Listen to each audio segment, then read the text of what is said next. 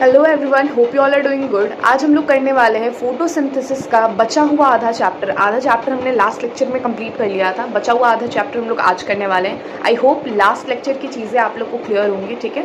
जिन्हें कोई भी डाउट है वो इस वीडियो के या पिछले वाले वीडियो के कमेंट सेक्शन में आप लोग पूछ सकते हो, ठीक है। वहाँ पे मैं डायरेक्ट आपको कमेंट सेक्शन में ही रिप्लाई दे दूँगी उस चीज़ का। एंड या let's get started with the video. आज हम लोग करने वाले फोटोसिंथेसिस इन हायर प्लांट का बचा हुआ आधा पार्ट, जिसमें हम लोग स्टार्ट करने वाले। ये वाला पोर्शन हमारा हो गया था, यहाँ से हम लोग स्टार्ट करने वाले chemiosmotic hypothesis of ATP formation. इसमें बेसिकली हम लोग पढ़ने वाले हैं कि एटीपी का फॉर्मेशन कैसे होता है, एटीपी हमारे पास में कैसे बनता है। अब देखो, हमारे पास में ये वाली जो चीज़ें हमने पढ़ी थी, इसमें हम लोगों ने एटीपी और NADPH दोनों हमने पढ़ा था। बस इसी चीज़ को हम लोग मेम्ब्रेन पे बिठा देंगे, किस चीज़ का? ये जो पिंक कलर वाला मेम्ब्रेन है, ये किस चीज़ का मेम्ब्रेन है? ये है हमारे पास थैलाकॉइड मेम्ब्रेन। किस चीज़ का? थैलाकॉइड मेम्ब्रेन है, ठीक है। थैलाकॉइड मेम्ब्रेन है ये, ठीक है। ये पिंक वाला जो पोर्शन है हमारे पास थैलाकॉइड मेम्ब्रेन है। देखो यहाँ मेंशन भी किया हुआ है थैलाकॉइड मेम्ब्रेन। अब देखो, हम लोग ये जो हाइपोथेसिस पढ़ रहे हैं, इसमें हमें रिक्वायरमेंट क्या क्या चीज़ें की, हमें चाहिए क्या क्या चीज़ें एटीपी बनाने के लिए। तो सबसे पहली चीज़, ये जिस जगह पे होगा वो जगह हमें चाहिए, ठीक है। तो जगह क्या है? मेम्ब्रेन है। कौन सा मेम्ब्रेन? Thylakoid membrane. तो पहले हम लोग को मिल जाएगा मेम्ब्रेन। इसके बाद में अब हम लोग को इसमें जो है ना एटीपी बनाने के लिए ना हम लोग कॉन्सेंट्रेशन बढ़ा देते हैं। किस चीज़ का? प्रोटॉन का कॉन्सेंट्रेशन। प्रोटॉन का कॉन्सेंट्रेशन बढ़ाएंगे तो अब एक जगह से दूसरी जगह जब हम लोग कॉन्सेंट्रेशन ग्रेडियंट को तोड़ के आगे बढ़ेंगे ना, बस वहीं पे हमारा एटीपी प्रोडक्शन होगा, ठीक है। तो अब जब हम लोग यहाँ पे कॉन्सेंट्रेशन प्रोटॉन का बढ़ा रहे हैं, अब एक जगह से टूट करके दूसरी जगह जो बढ़ेगा, तो वहाँ पे उसको एक जगह से दूसरी जगह पहुँचाने के लिए पंप का काम करने वाला एक प्रोटॉन पंप हमें चाहिए। क्या चाहिए? प्रोटॉन पंप चाहिए हमें। इसके बाद हमें अब हम लोग प्रोटॉन पंप से पंप करेंगे प्रोटॉन को, तो वहाँ पे एक ग्रेडियंट होना चाहिए, higher concentration to lower concentration. इसको हम लोग कहते हैं ग्रेडियंट। क्या कहते हैं? ग्रेडियंट। अब अगर हम लोग बोल रहे हैं अलोंग द कॉन्सेंट्रेशन ग्रेडियंट, मतलब हायर कॉन्सेंट्रेशन से lower concentration, along the concentration gradient. Concentration gradient ही हम लोग बोलते हैं हायर से लोअर जाने वाली चीज़ को, ठीक है। अब अलोंग मतलब उसके साथ, तो हायर से लोअर जो जा रहा है उसके साथ, तो ये होता है along the concentration gradient. Against the concentration gradient मतलब कॉन्सेंट्रेशन ग्रेडियंट हायर से लोअर के अगेंस्ट, मतलब लोअर टू हायर जा रहे हैं, ठीक। तो अब देखो यहाँ पे हमारे पास में पहला तो हमारे पास मेम्ब्रेन जिस जगह पे होगा वो चाहिए, जो पंप करना है हमें, प्रोटॉन पंप करना है वो चाहिए, उसका ग्रेडियंट चाहिए, क्योंकि उसी को तो तोड़ने से हमें एटीपी मिलेगा। तो proton gradient higher to lower concentration वाला ग्रेडियंट चाहिए।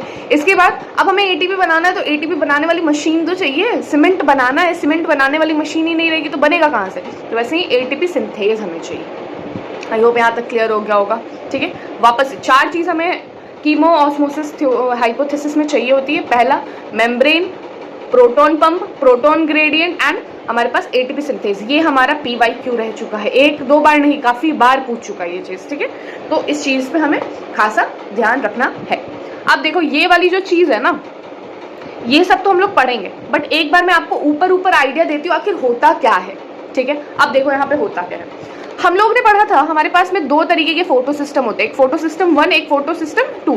ये यहाँ पे फोटो सिस्टम 1 हो गया, ये यहाँ पे फोटो सिस्टम 2 हो गया, ठीक है। अब हमारे पास पहले काम में आता है फोटो सिस्टम 2। ये हमारे पास में, इसको हम लोग P क्या बोलते हैं? P700 या P680, इसको हम लोग कहते हैं P680। और फोटो सिस्टम 1 को हम लोग क्या कहते हैं?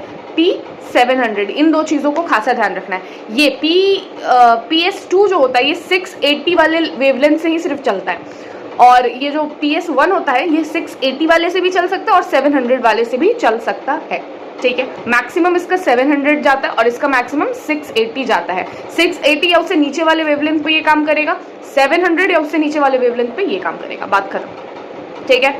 अब देखो, अब मुझे यहाँ पे हमने स्टार्ट कर दिया, तो हमें सबसे पहले क्या करना है? पहली चीज़ हमें वाटर को तोड़ना है। क्या करना है? Hydrolysis of water. वाटर को हम लोग को क्या करना है? तोड़ना है, ठीक है।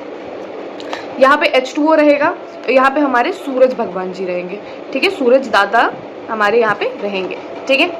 ये चीज़ हुई। अब यहाँ पे ये इनकी सनलाइट आई। अब सनलाइट क्या लेकर के आएगी? एनर्जी लेकर के आएगी in a form of light. Energy को लाएगी in a form of light. अब यहाँ पे ये जो चीज़ें है ना, ये वाटर H2O पे लाइट आएगी, वाटर टूटेगा, कैसे टूटेगा, पहले H प्लस आयन बनेगा, साथ में हमारे पास में ऑक्सीजन रिलीज करेगा, साथ में हमारे पास में ऑक्सीजन में -2 रिलीज करना था, इसलिए हमारे पास में यहाँ पे इलेक्ट्रॉन रिलीज करके इसको न्यूट्रलाइज करना है हमें, ठीक है। अब इसको हम लोग बैलेंस करेंगे, 2 अगर यहाँ पे हम लोग ने कर दिया तो 2 हाइड्रोजन है, 2 2 कितना हो जाएगा 4, तो 4H प्लस, ठीक है। 2 ऑक्सीजन, तो इधर भी 2 ऑक्सीजन हो गया। अब बचा हुआ 1 ऑक्सीजन 2 इलेक्ट्रॉन रिलीज करेगा, तो 2 ऑक्सीजन कितने रिलीज करेंगे 4 इलेक्ट्रॉन। अब जरा देख लो तो 4 इलेक्ट्रॉन पे 4 माइनस, 4 प्रोटॉन, ये हमारा H प्लस को हम लोग प्रोटॉन भी कहते हैं, तो 4 प्रोटॉन पे 4 प्लस, क्या ये न्यूट्रलाइज हो गया। अब देखो शिट सॉरी, यहाँ पे H2O टूटा हमारे पास में, अच्छा रुक जाओ इसको मैं ना ऐसा करते हुए लिख लेती हूँ। देखो यहाँ पे H2O अब हमारे पास में अगर टूटता है ना बच्चा, तो कैसे टूटेगा, H प्लस में टूटेगा, साथ में ऑक्सीजन रिलीज करेगा, साथ में इलेक्ट्रॉन रिलीज करेगा, ठीक है। अब यहाँ पे हम लोग बैलेंस करते हैं, इसको डबल करके बैलेंस कर देते हैं, ये नहीं लिख रहे क्या, अच्छा ये बीच में आ जा रहे हैं।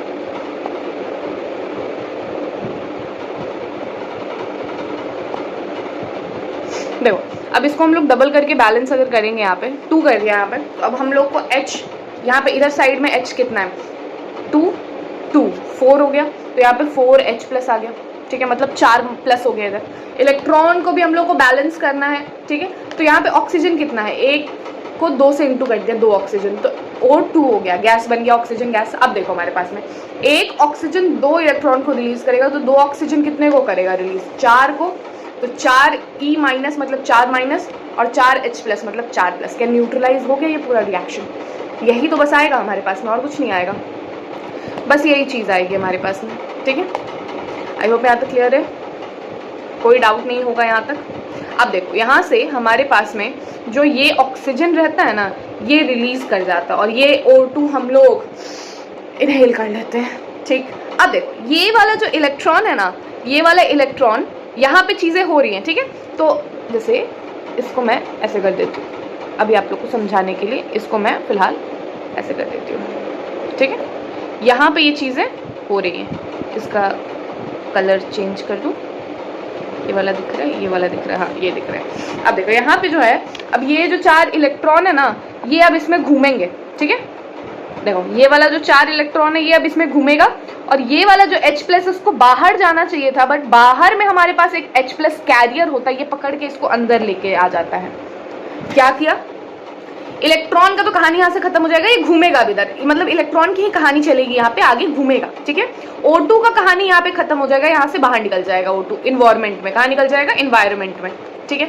अब देखो ये H प्लस के साथ यहाँ क्या दुर्घटना होती है, ये बाहर निकलना चाह रहा था बेचारा, आजाद होना चाह रहा था, लेकिन यहाँ पे एक H प्लस कैरियर होता है जो इसको पकड़ के अंदर लेके आता है। क्या हुआ फिर से सुनो, O2 आजाद हुआ और हमने उसे इनहेल किया, ठीक, हमारे लिए इन्वायरमेंट में वो आजाद घूम रहा है। अब O2 से इन्फ्लुएंस होकर के हमारे पास H प्लस भी बाहर निकलना चाहता था, आजाद होना चाहता था, लेकिन यहाँ पे इसके पप्पा बैठे थे, बोले बेटा ऐसे कैसे आज़ाद हो जाओगे तुम, जब तक हम हैं जिंदा यहाँ पे तुम्हारे, ठीक है, चलो अब पढ़ाई करो। वापस पकड़ के इसको क्या करते हैं, अंदर डाल देते हैं, अंदर कहाँ पे, थैलाकॉइड मेम्ब्रेन के अंदर में डाल देते हैं, ठीक है। और इलेक्ट्रॉन क्या होता है, ये बेचारे यहीं पे घूमने लगता है, इसको पता है हम बाहर नहीं निकल पाएंगे, ये सिस्टम हमको पकड़ के वापस अंदर ले आएगा, तो ये किचकिच करता ही नहीं है, ये घूमते रहता है, ठीक है, ठीक है। भैंस के सामने बीन बजाने वाली चीज़ है, इलेक्ट्रॉन नहीं करता, ये आपका क्या करेगा, इसी मेम्ब्रेन में घूमेगा, और ये आगे जा करके NADP माइनस से NADPH प्लस वाला काम करेगा। ये बात समझ में आया, ठीक है। अब देखो यहाँ पे क्या होता है, अब यहाँ पे क्या होता है हमारे पास में, देखो अब यहाँ पे क्या हुआ, ऐसे ही बहुत सारे यहाँ पे वाटर मॉलिक्यूल टूटेंगे, H2O यहाँ पे अभी 2 टूटा, ऐसे ही 4, ऐसे ही 8 टूटेंगे, काफी सारे मॉलिक्यूल्स यहाँ टूटेंगे, तो H प्लस यहाँ बढ़ते जाएगा, H प्लस यहाँ बढ़ते जाएगा, ठीक है। अब ध्यान से सुनना, H प्लस को हम लोग कहते हैं प्रोटीन, क्या कहते हैं, प्रोटीन, ठीक। H प्लस को हमने कहा प्रोटीन, क्यों मैम प्रोटीन क्यों कहते हैं, ये भी क्वेश्चन बहुत बच्चों को आ रहा होगा। तो H में जो होता है ना, एक इलेक्ट्रॉन होता है, ठीक है, इलेक्ट्रॉन कितना होता है, एक, प्लस में प्रोटॉन कितना होता है, एक प्रोटॉन होता है, ठीक है, ये सीन होता है हाइड्रोजन में। अब अगर ये एक इलेक्ट्रॉन निकल जाता है तो इसके ऊपर चार्ज क्या आ जाएगा, प्रोटॉन, सिर्फ प्रोटॉन ना बच गया, न्यूट्रलाइज तो रहा नहीं, एक इलेक्ट्रॉन था तब ना एक प्रोटॉन को न्यूट्रलाइज कर रहा था, लेकिन यहाँ से एक इलेक्ट्रॉन बाहर निकल गया तो एक प्रोटॉन ही तो बच गया, तो H प्लस हुआ ना। अब H प्लस बोलो या सिर्फ प्रोटॉन बोलो, बात सेम है इनके लिए, ठीक है। अब देखो अब ऐसे ही बहुत सारे H+ यहाँ अंदर में फंसे हैं, इधर से आ रहे हैं, ठीक। अब यहाँ पे क्या होगा, ये H+ का कॉन्सेंट्रेशन बढ़ेगा कि घटेगा।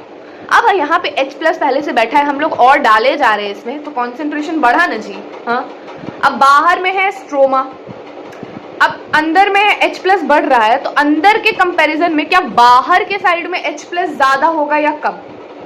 हम लोग अंदर में भरे जा रहे हैं, H+ भरे जा रहे हैं, बाहर में जो H2O है ना, स्ट्रोमा में जो H2O है वो ये सब ले रहा है फोटोसिस्टम 2, यहाँ पे ये हाइड्रोलिसिस हो रहा है, वाटर तोड़ रहा है। अब इसमें से ऑक्सीजन तो निकल जा रहा है, बचा हुआ H+ अंदर आ जा रहा है, तो इधर का सारा H जितना था उसका कॉन्सेंट्रेशन तो अंदर ना भर दिया हम लोग ने, तोड़ के, वाटर को तोड़ के ऑक्सीजन को रिलीज किया, H+ अंदर भर दिया, तो कॉन्सेंट्रेशन अंदर ज्यादा होगा कि बाहर ज्यादा होगा? अंदर ज्यादा होगा। ये बात समझ में आई? अब देखो, अब यहाँ पे हम लोग ने, यहाँ पे देखो, इसको हम लोग कितने अलग अलग नाम से जानते हैं। पहला, क्या यहाँ पे हमारे पास में H+ का कॉन्सेंट्रेशन बढ़ा? H+ मतलब प्रोटॉन का कॉन्सेंट्रेशन बढ़ गया, ये दो नाम इसका कॉमन है। H+ का कॉन्सेंट्रेशन बढ़ा, H+ या फिर प्रोटॉन बोल लो, प्रोटॉन का कॉन्सेंट्रेशन बढ़ेगा। अब देखो, जहां पॉजिटिव चार्ज आती है, H+ है ना, H+, ये हम लोग को एसिडिक नेचर दिखाता है, ये हम लोग को क्या दिखाता है? एसिडिक नेचर दिखाता है। तो अब अगर यहाँ पे H+ का कॉन्सेंट्रेशन बढ़ रहा है, तो क्या यहाँ पे एसिडिक नेचर भी बढ़ रहा है क्या? बिल्कुल बढ़ रहा है। अगर H+ है तो वो एसिडिक नेचर दिखाता है, H+ बढ़ रहा है तो हमारे पास एसिडिक नेचर बढ़ रहा है। अब एसिडिक नेचर बढ़ रहा है तो बेसिक नेचर जो है क्या वो घटेगा? बिल्कुल घटेगा। यहाँ प्रोटॉन बढ़ रहा है, H+ बढ़ रहा है, एसिडिक नेचर घट रहा है, बेसिक क्या, एसिडिक बढ़ रहा है, बेसिक क्या हो रहा है? घट रहा है। इतनी बात क्लियर है? बिल्कुल इतनी बात क्लियर हो गई। अब देखो क्या होता है, अब यहाँ पे हम लोग ध्यान से देखेंगे क्या होता है।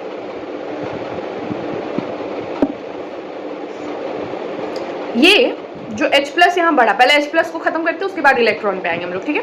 अब H+ यहाँ बढ़ा हमारे पास ना, तो ये H+ क्या होगा ना, इधर से कॉन्सेंट्रेशन ग्रेडियंट बना रहा है। इधर बाहर के साइड में H+ हमारे पास कम है, अंदर के साइड में H+ ज्यादा है। क्या ये कॉन्सेंट्रेशन बढ़ा? Higher concentration to lower concentration, concentration gradient बना, इधर ज्यादा कम वाला बना ना।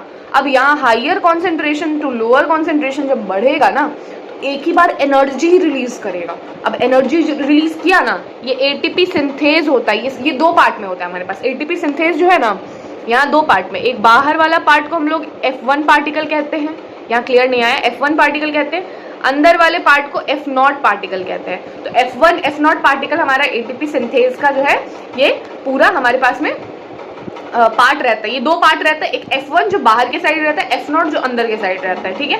F0 हमें नहीं दिखता है, 0 हमें दिखता है क्या रियल लाइफ में? कहीं नहीं दिखता है। 1 हमें दिखता है, कोई भी चीज 1 लोगे तो वो हमें दिखेगी, कोई भी चीज 0 लोगे तो दिखेगी क्या? नहीं। तो 0 वाला पार्ट नहीं दिखता है, वो मेम्ब्रेन के अंदर रहता है।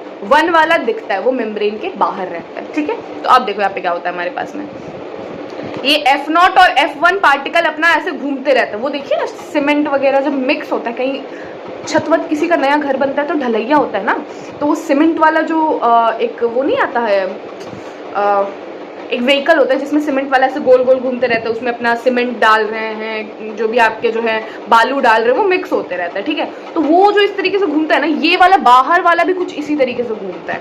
ये आपका कुछ तो अंदर काम ऐसा करता है ना, जो ये H+ बाहर निकलता है ना, तो साथ साथ में यहाँ पे ADP बैठा रहता है और इनऑर्गेनिक फॉस्फेट बैठा रहता है, फटाक से इसकी एनर्जी को पकड़ता है, ATP में चेंज हो जाता है।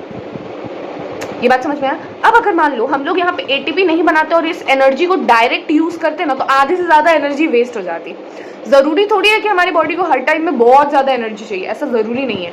मान लो ये वाला प्रोसेस जिस टाइम हो रहा है, हम लोग आराम से उस टाइम सो रहे हैं, या पेड़ आराम से उस टाइम सो रहा है, ठीक है, तो ये इतना एनर्जी का तो जरूरत हमें पड़ता नहीं, तो ये एनर्जी वेस्ट हो जाती, इन्वायरमेंट में हीट के फॉर्म में निकल जाती। लेकिन अब इसको हमें स्टोर करके रखना है कि इन फ्यूचर मान लो कि हमें एनर्जी की जरूरत पड़ी तो ये हमारा काम आ जाएगा। तो ये क्या होता है, जैसे ही H+ यहाँ बाहर निकलता है ना, तो ADP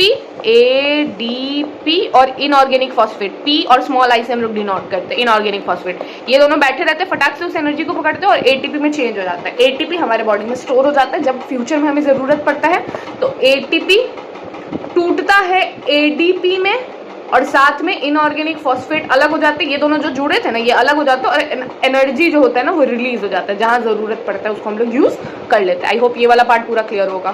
तो H+ यहाँ बढ़ते जा रहा था, बाहर कम हो रहा था, तो ये इसको अलॉन्ग द कॉन्सेंट्रेशन ग्रेडियंट हमने खोला। यहाँ पे इलेक्ट्रॉन पंप होता है, वो पंप करता है, आई मीन प्रोटॉन पंप होता है, वो पंप करता है, और यहाँ पे एटीपी सिंथेस क्या करता है, एडीपी और इनऑर्गेनिक फॉस्फेट को पकड़ के और एटीपी में कन्वर्ट कर देता है इसका एनर्जी लेकर के। आई होप यहाँ तक H+ वाला पार्ट क्लियर हो गया हो। अब आओ इलेक्ट्रॉन वाले पार्ट में। ये कुछ नहीं करता, सिंपल से समझना है। ये यहाँ से यहाँ जंप करता है, यहाँ से यहाँ जंप करता है, NADP- को NADP+ NADPH में कन्वर्ट करता है। अब ये H जो होता है ना, ये बाहर से H+ आता है। बाहर से H+ कैसे मिलता है मैम? बाहर से H+ कैसे मिलता है जबकि सारे H+ यहाँ हैं? तो बच्चा जी अभी यहाँ से निकला ना H+, अभी यहाँ से जो H+ निकला ना वो H+ कहीं और नहीं जाएगा, इसी के पास जाएगा। अब यहाँ पे गया ना तो NADP- और H+ यहाँ पे आएगा, 2 H+ आएगा और यहाँ से एक इलेक्ट्रॉन मिल जाएगा तो NADPH2 बन जाएगा। यहाँ पे 2 छूट गया है, NADPH2 बन जाएगा। देखो कैसे होता है, यहाँ पे ध्यान से देखेंगे, इसका भी चीज करा देते हैं। देखो NADP-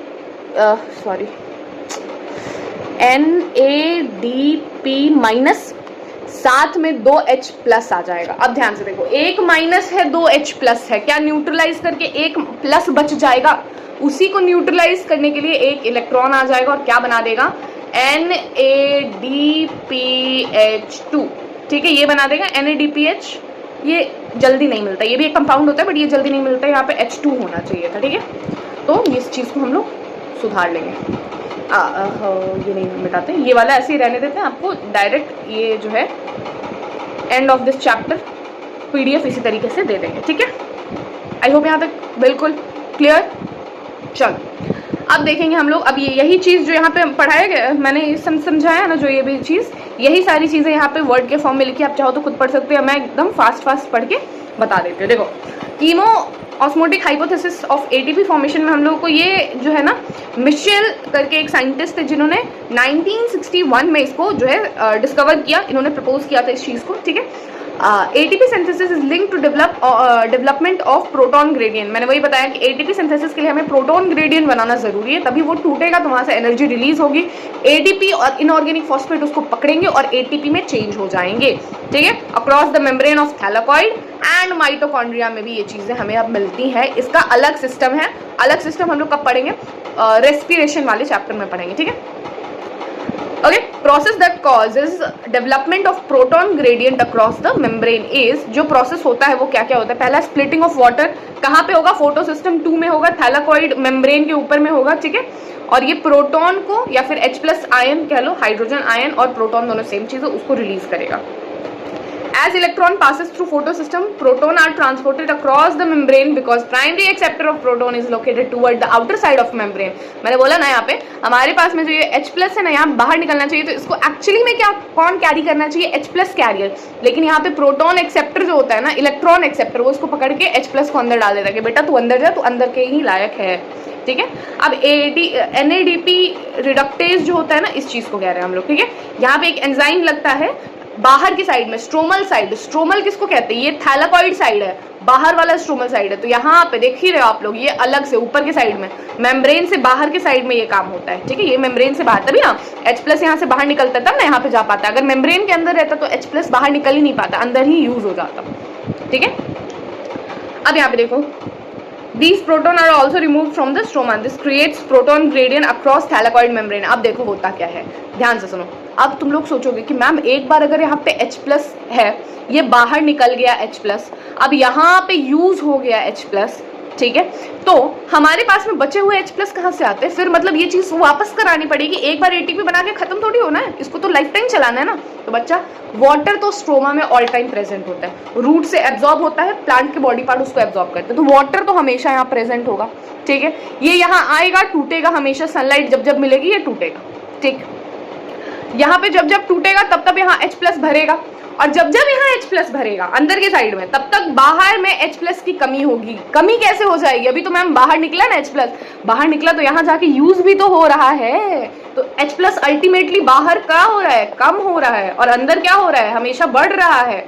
फिर जब एक एक्सट्रीम लेवल आ जाएगा कि अब तो भैया इससे ज़्यादा कलेक्ट नहीं कर सकते अंदर हम लोग, ये कॉन्सेंट्रेशन ग्रेडियंट टूटेगा, फिर एडीपी और इनऑर्गेनिक फॉस्फेट पकड़ेगा इसको और एटीपी में चेंज हो जाएगा और फिर H+ यहाँ जाएगा, फिर यहाँ बढ़ेगा, फिर कॉन्सेंट्रेशन ग्रेडियंट टूटेगा। ये साइकिल है बेटा, ये जिंदगी के चक्र की तरह आपका चलते जाएगा, ठीक है।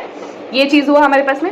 Gradient is broken down due to movement of proton across the membrane to the stroma through transmembrane channel. Transmembrane channel F0 of ATPase, F0, F1 ये बताया था ना, बस यही चीज है। देखो इतने डिटेल में क्वेश्चन नहीं आएगा, ये कहानी जो सुना ना पूरा, इस कहानी को ध्यान में रखना है, फिर क्वेश्चन अपने आप बन जाएगा, ठीक है। आप सोचोगे ना कि ये ट्रांस मेम्ब्रेन चैनल पूछेगा क्या होता है, तो ये छोटे छोटे क्वेश्चंस नहीं पूछेगा, ठीक है। जनरली बच्चे इसको अंडरलाइन करके रखते हैं, नहीं करने की जरूरत है, एक बार पढ़ो ना तुमको याद हो जाएगा। ट्रांस मेम्ब्रेन किसको हम लोग कहते हैं, ट्रांस मेम्ब्रेन चैनल हम लोग F0 एक एग्जाम्पल है उसका, और भी एग्जाम्पल आएंगे और भी आगे आएंगे, तो वो हम टाइम टू टाइम बताते जाएंगे आप लोग को, ठीक है। बट इससे क्वेश्चन नहीं पूछेगा, ठीक है। अब देखो next, one part of this enzyme is embedded in the membrane. अंदर के साइड धसा कौन होता है मेम्ब्रेन में, जीरो हमें दिखाई नहीं दे रहा है, तो F0 वाला अंदर रहेगा, और एक पोर्शन जो है the other portion F1 that protrude outside of the surface, outside की साइड में कौन रहेगा, 1 वाला जो हमें दिखाई देगा, ठीक है।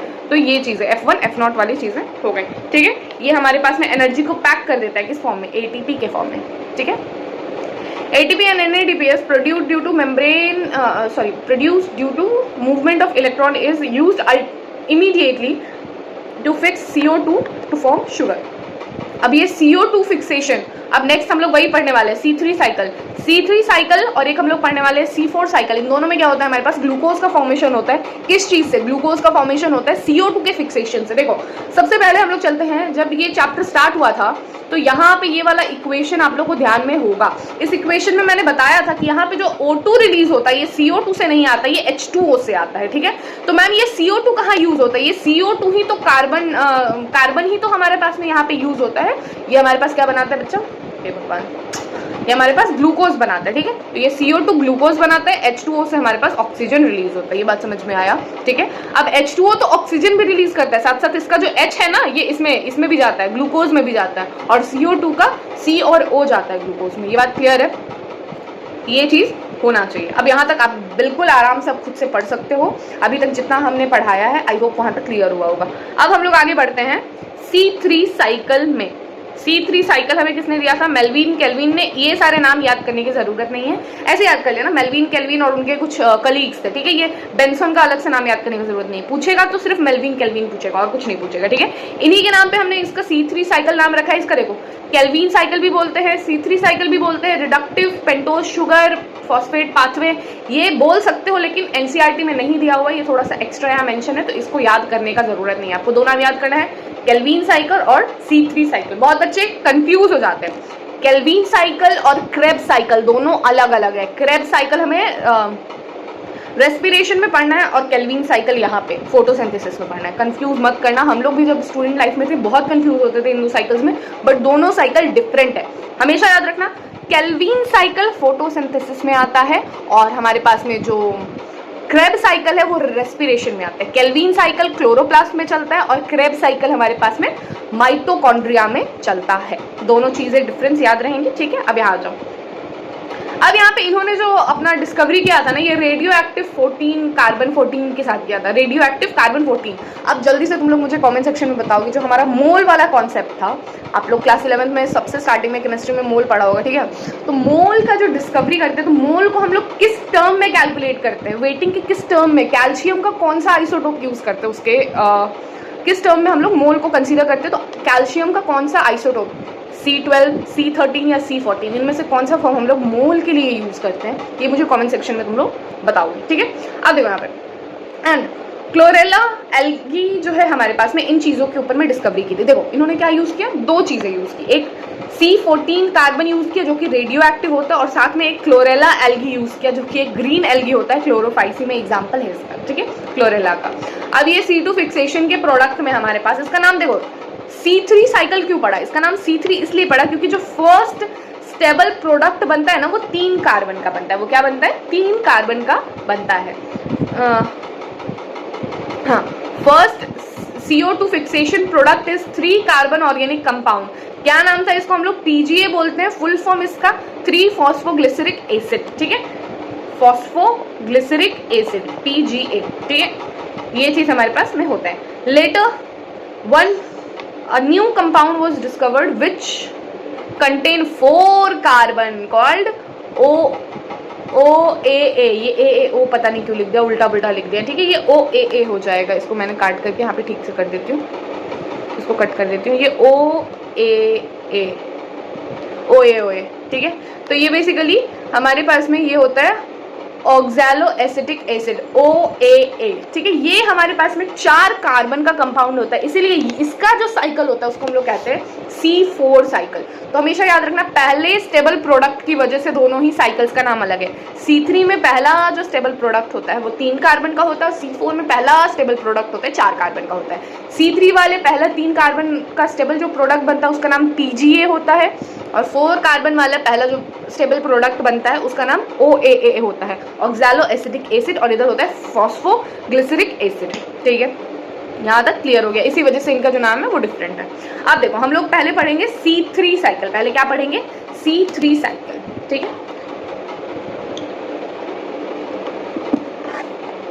पहले हम लोग पढ़ेंगे C3 साइकिल। आज कंप्लीट कर लेना है इस चीज को, ठीक है। चलो पहले हम लोग पढ़ेंगे C3 साइकिल। C3 साइकिल में कुछ नहीं है, देखो 3 प्रोसेस होते हैं हमारे पास। क्या? पहला कार्बोक्सिलेशन, दूसरा रिडक्शन, तीसरा रीजेनरेशन, ठीक है। अब देखो एक हमारे पास ये होता है, इसमें नाम दिया हुआ है ना, हाँ, एक एंजाइम का नाम दिया हुआ है यहाँ पे, रुबिस्को। रुबिस्को जो हमारे पास में रहता है RUBP कार्बोक्सिलेज, ठीक है, RUBP कार्बोक्सिलेज, इसको हम लोग शॉर्ट में रुबिस्को कहते हैं। एक तरीके का एंजाइम होता है जो कि यूज कहाँ आता है? कार्बोक्सिलेशन में। कार्बोक्सिलेशन में क्या होता है? एटमॉस्फेयर से CO2 और H2O लेते हैं हम लोग, ठीक है।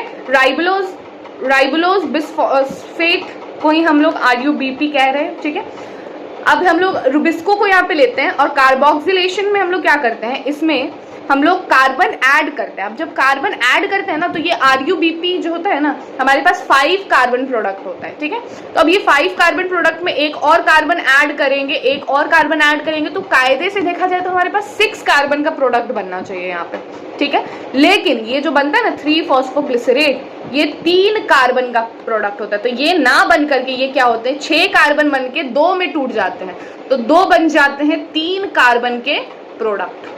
मतलब यहाँ पे हम लोग 5 कार्बन का ये RUBP, ठीक है, एक एटमॉस्फेयर से CO2 जोड़ा हमने, तो यहाँ 6 कार्बन का कंपाउंड बनना चाहिए था, लेकिन 6 कार्बन का बनने के बजाय 6 कार्बन जुड़ता है, और वो 3-3 करके 2 जगह पे टूट जाता है। तो ये बनता है हमारे पास फॉस्फोग्लिसरेट, 3 फॉस्फोग्लिसरेट, 3 कार्बन का होता है, और ऐसे 2 बनते हैं, ठीक है, क्योंकि 6 है ना टोटल कार्बन, ये मिलकर के 6 बनाए थे, इसलिए 3-3 कार्बन का 2 जगह पे यही सेम चीज बनता है।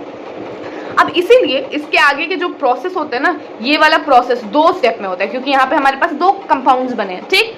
तो अब एक का रिडक्शन अगर हमें करना है तो एक ATP और एक NADPH लगता है, तो यहाँ पे 2 का करना है तो 2 ATP और 2 NADPH लगेगा।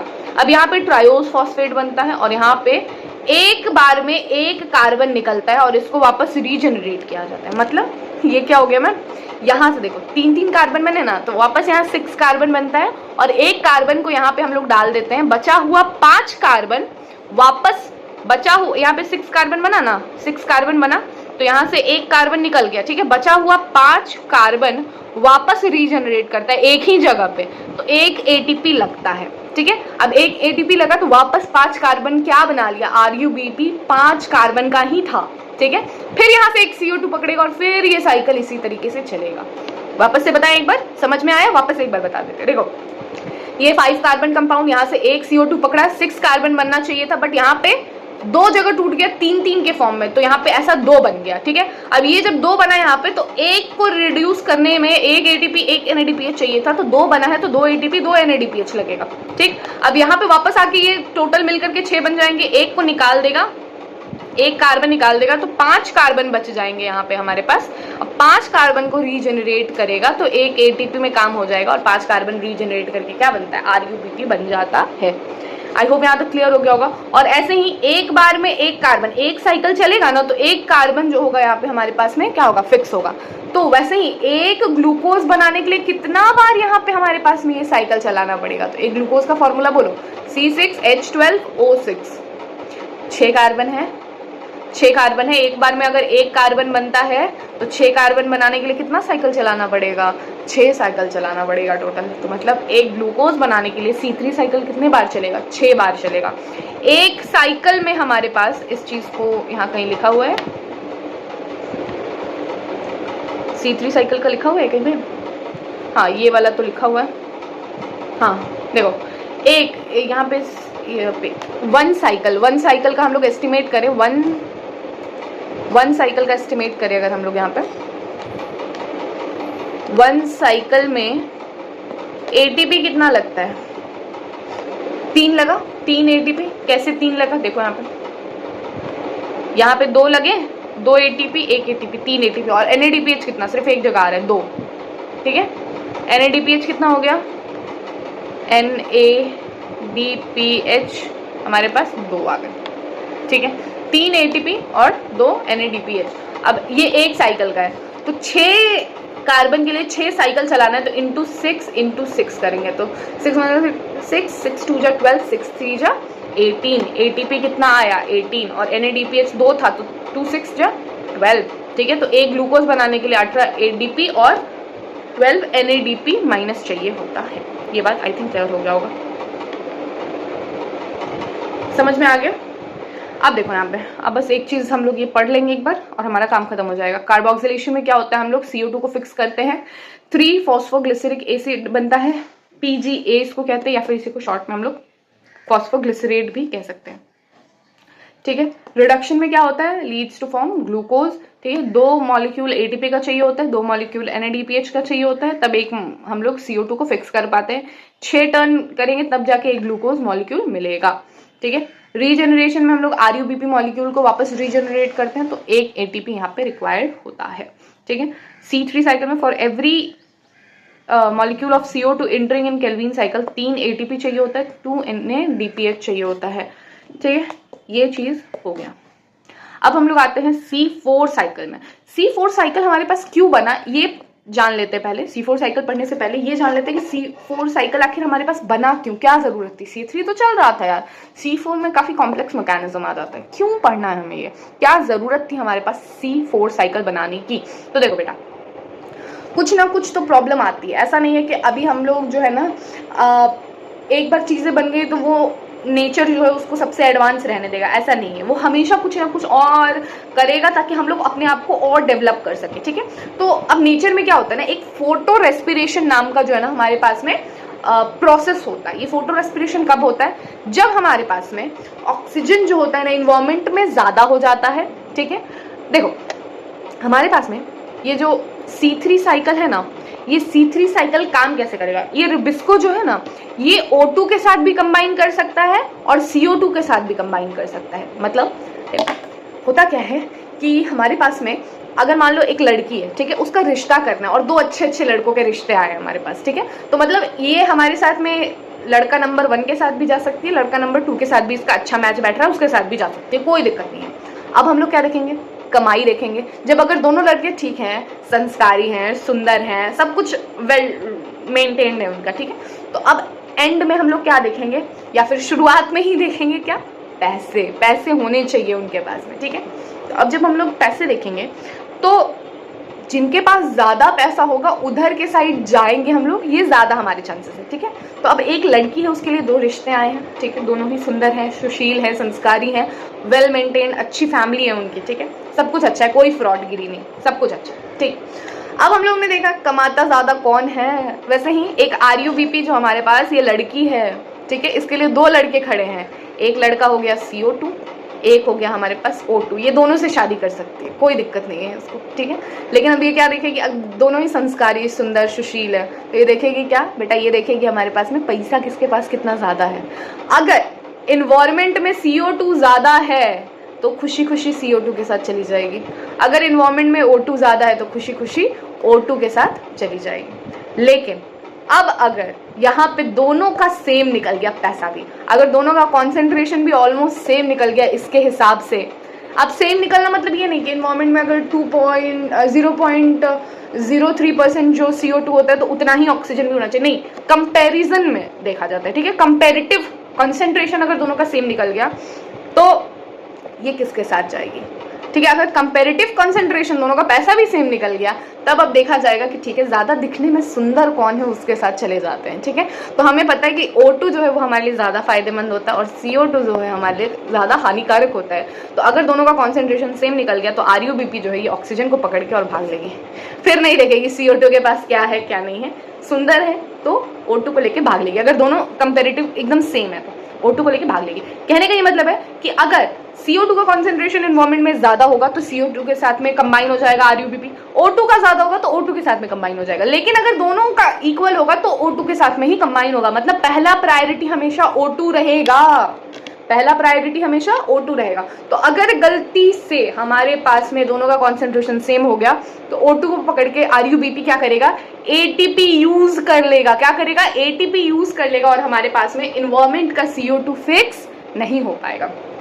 मतलब यहाँ पे हमारे पास में RUBP जैसे ही O2 को पकड़ेगा ना तो वो जो C3 वाला साइकिल है वो पूरा चलेगा जरूर, लेकिन जहाँ पे C को हम लोग यहाँ पे देखो, यहाँ पे हम लोग एक C को फिक्स करते थे ना, ये एक C फिक्स नहीं होके यहाँ पे 2 ATP यूज हो जाएगा, 2 NADPH यूज हो जाएगा, यहाँ एक ATP यूज हो जाएगा और ये पूरा हमारे पास में प्रोसेस जो है वो बर्बाद हो जाएगा। मतलब हम लोग ATP फालतू में यूज होगा, बदले में हमारा कोई भी कार्बन फिक्स नहीं होगा। तो कहने का ये मतलब ये हमारे पास एक वेस्टफुल प्रोसेस है टिल नाउ, क्योंकि देखो अब नेचर में कोई भी चीज़ है उसका कोई ना कोई रीजन जरूर है। अब फोटो रेस्पिरेशन जैसा भी चीज़ अगर है ना हमारे पास में तो इसका भी पक्का कोई ना कोई रीजन होगा, लेकिन ये रीजन अभी तक हमारे साइंटिस्ट नहीं ढूंढ पाए टिल नाउ, टिल डेट अभी तक यहाँ पे हमारे पास में फोटो रेस्पिरेशन का क्या काम होता है ये चीज़ नहीं खोज पाए। इसीलिए C3 में क्या होता है, फोटो रेस्पिरेशन होने का खतरा है, मतलब O2 के साथ भगलेगी RUBP और वहाँ पे ATP पूरा आपका वेस्ट कर देगी, कुछ होने जाने वाला नहीं है, उससे कुछ भी हमारा फिक्स नहीं होगा, ठीक है। तो फालतू में ATP क्यों दें हम लोग, ये तो एक वेस्टफुल प्रोसेस हो गया ना। तो ये C3 में हो सकता है, लेकिन C4 एक तरीके से एडवांस प्लांट है, उसमें C4 में फोटो रेस्पिरेशन नहीं होता है, इसलिए प्लांट ने खुद को अपना इतना एडवांस बना लिया कि हमारे अंदर फोटो रेस्पिरेशन वाला प्रोसेस नहीं हो पाए। तो फोटो रेस्पिरेशन किस में नहीं होगा, C3 या C4 में नहीं होगा, और होगा किसमें, C3 में होगा, ठीक है। ये चीज़ अब आराम से पढ़ लोगे, आप लोग को आइडिया लग जाएगा। अब देखो इसमें हम लोग थोड़ा डिफरेंस देख लेते हैं, C3 और C4 में हम लोग डिफरेंस देख लेते हैं। क्रैन्स एनाटॉमी क्या होती है, हमारे पास में मीजोफिल सेल और बंडल सेल। मीजोफिल सेल में हमारे पास में चीजें कन्वर्ट होंगी और बंडल सेल के अंदर घुसेंगी और यहाँ पे आपका C3 साइकिल चलेगा और फिर यहाँ से चीजें बाहर निकल जाएंगी, ठीक है। ये चीज हमारे पास में होगा। अब देखो ये बंडल शीट सेल है ना, इसके अंदर किसी भी तरीके से ऑक्सीजन एंट्री लेगा ही नहीं।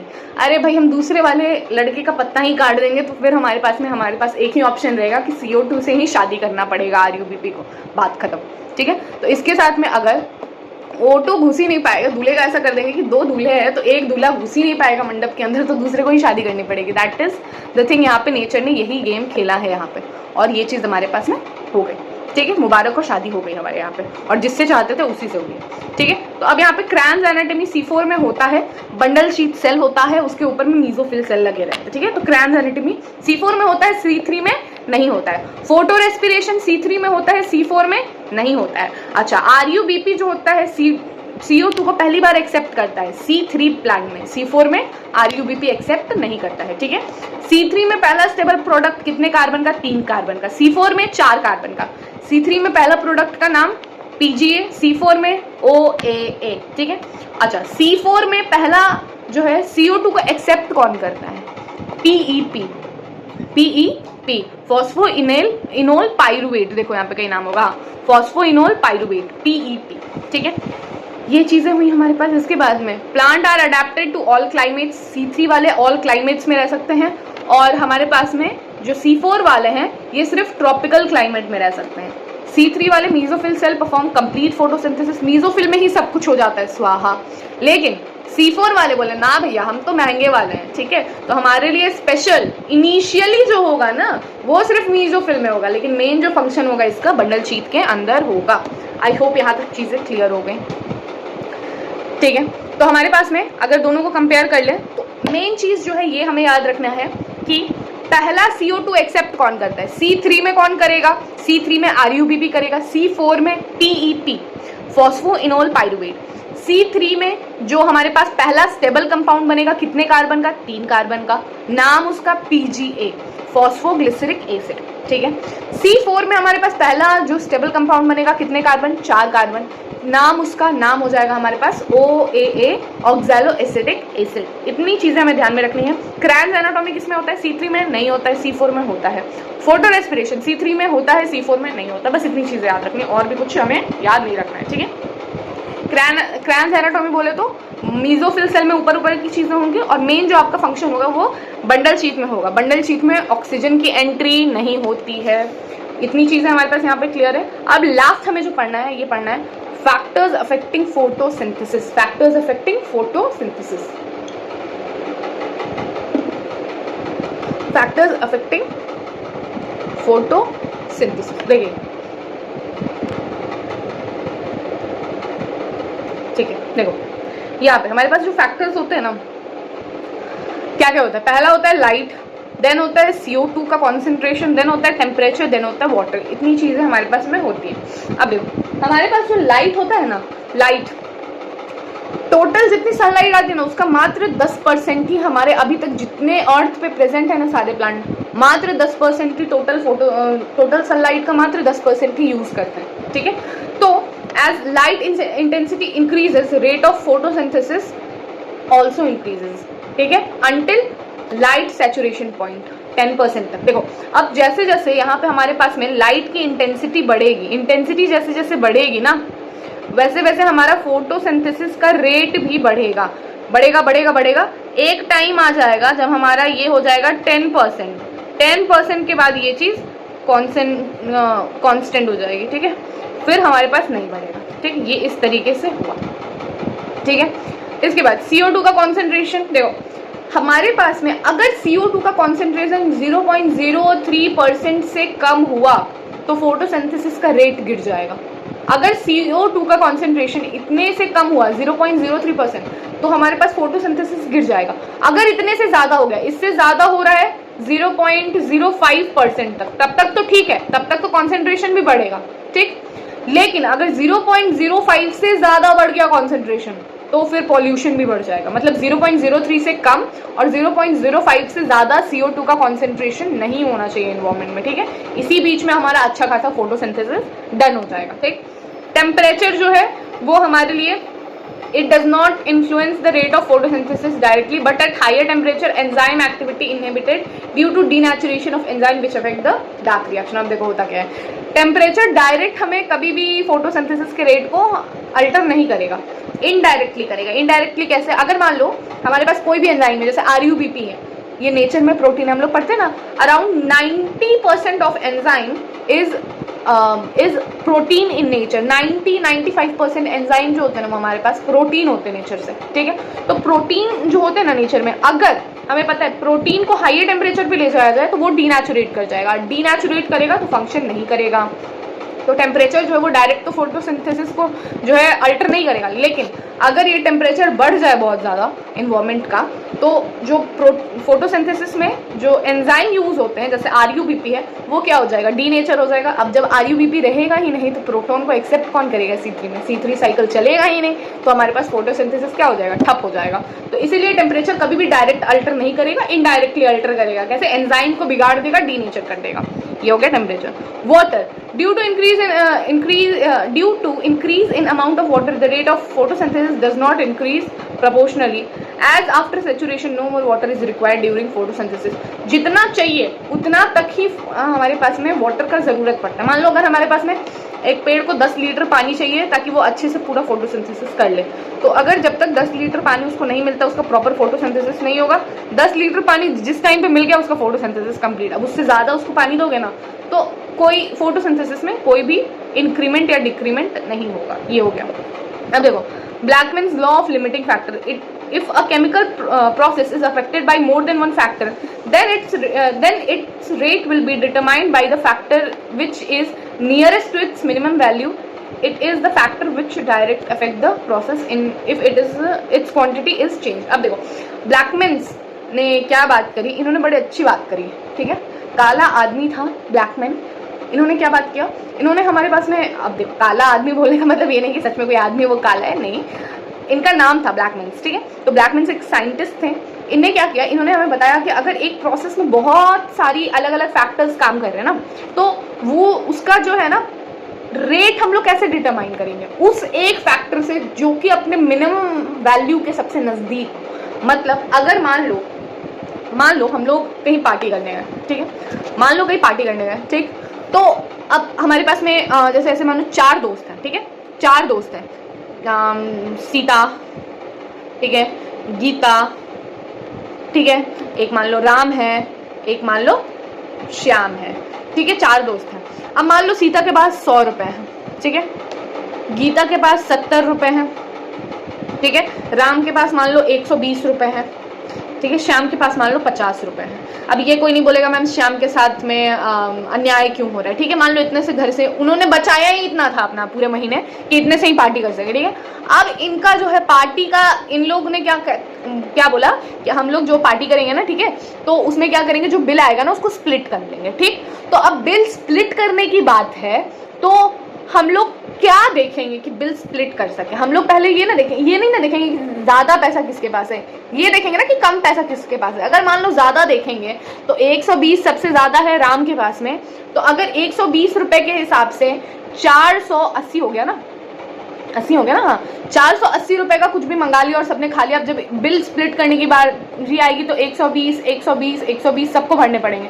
तो क्या ये 120 भर पाएगी, क्या ये 120 भर पाएगी, क्या ये 120 भर पाएगा, नहीं भर पाएगा, ठीक। तो हम लोग देखेंगे मिनिमम, सबसे मिनिमम किसके पास है, श्याम के पास है, सबसे मिनिमम किसके पास है, श्याम के पास है। तो देखा जाएगा सबसे मिनिमम कितना, 50 रुपए, ये 50 ही भर पाएगा।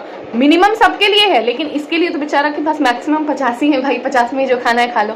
तो 50 ये देगा, 50 ये 50 ये 50 ये, तो टोटल 200 का ही कुछ खा सकता है ये लोग। 200 से ज़्यादा का अगर खाएगा तो इक्वल स्प्लिट नहीं हो पाएगा। तो वैसा ही अगर एक पार्टी है, 4 जना है मिल करके, तो स्प्लिट करना है तो सबसे उस एक इंसान को देखेंगे जिसके पास सबसे कम पैसा है, क्योंकि उतना ही मिनिमम पैसा सब भरेगा, तब जा करके पार्टी इक्वली हो पाएगी, ठीक है।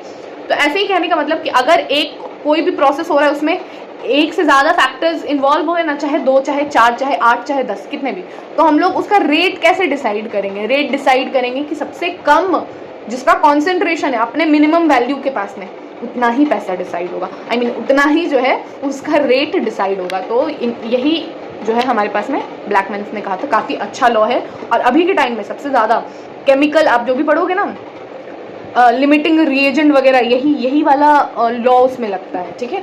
तो अल्टीमेटली अगर देखो ना तो केमिस्ट्री और बायो बहुत ज़्यादा एक दूसरे से कनेक्टेड है, और ये सारी चीज़ें कभी कभी फिजिक्स से भी बहुत ज़्यादा कनेक्टेड हो जाती हैं, और मैथ्स वगैरह भी इन सब चीज़ों में आता है। तो साइंस को हम लोग इसलिए मैथ्स को कभी अलग नहीं करते हैं, साइंस को कलेक्टिवली लेते हैं, इसलिए मैथ्स हमारे लिए बहुत इंपॉर्टेंट बन जाता है। आप इन फ्यूचर अगर मैथ्स लो या ना लो, ठीक है। तो आई होप यहाँ तक चीज़ें क्लियर हुई होंगी, यहाँ तक आपको पूरी बात समझ में आ गई होगी। हमारा फोटोसिंथेसिस का चैप्टर समाप्त होता है, ख़त्म होता है, एंड होता है, ठीक है। आप लोग अब आराम कर सकते हो और एनसीईआरटी पूरा पढ़ सकते हो, PYQs आराम से लगा सकते हो, एक क्वेश्चन नहीं छूटेगा, ये इस पूरे लेक्चर की गारंटी है, ठीक है। आपको बहुत सारे मैंने बीच में PYQs कराए हैं, मैं देखती हूँ तो अलग से जब सारे चैप्टर हो जाएंगे तो उसके बाद सबके जो है कुछ और अच्छे PYQs समरी वगैरह जब पढ़ाएंगे ना, तो और भी PYQs निकलेंगे, उधर से भी समरी से भी बहुत सारे PYQs निकलते हैं, ठीक है। तो एक बार चैप्टर सारे हो जाए ना तो फिर समरी सेशन स्टार्ट करेंगे अपन। तो आज के लिए इतना ही रखते हैं। आई होप यहाँ तक में सब कुछ अच्छे से समझ में आया होगा। कहीं डाउट है तो आप लोग इस चैप्टर के नीचे कमेंट कर सकते हो। अगर आज इस चैप्टर में अभी ये जो इस लेक्चर में जो भी पोर्शन बताया ना, वो उसमें कुछ भी डाउट होगा ना तो इस वीडियो के नीचे आप लोग कमेंट कर सकते हो, या इससे पहले वाला इस चैप्टर से जो भी डाउट है आप इस वीडियो के नीचे आराम से कमेंट कर सकते हो। आई होप यहाँ तक क्लियर हुआ होगा। जो भी डाउट है कमेंट करना, वहाँ पर मैं आपको चेकआउट कर लूँगी। PDF देखती हूँ, अगर डिस्क्रिप्शन बॉक्स में हो जाएगा तो डाल दूँगी, अदरवाइज कमेंट में हो जाएगा तो डाल दूँगी, या फिर इसका जो है मैं स्क्रीनशॉट्स जो है वो इंस्टा पे डाल दूँगी, आप वहाँ से भी देख सकते हो। चलो तो मिलते हैं नेक्स्ट लेक्चर में। Till then keep learning, keep exploring, bye bye.